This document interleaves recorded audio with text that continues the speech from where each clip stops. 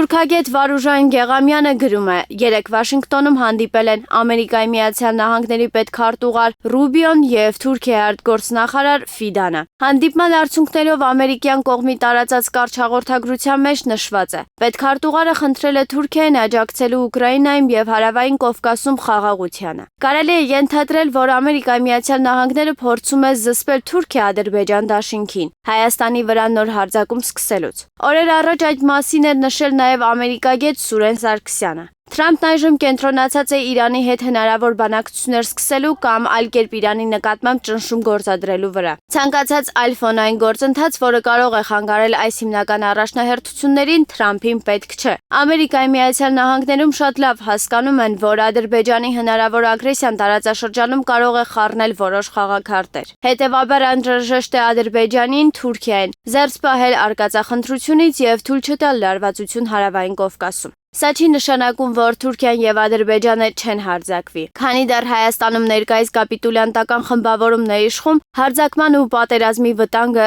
շատ մեծ է։ Սակայն աշխարհաքաղաքական տեսանկյունից սա մեզ համար փոքր ու ժամանակավոր պատուհան է, այդ թվում երկրի ներսում ազգային իշխանությունը վերականգնելու համար։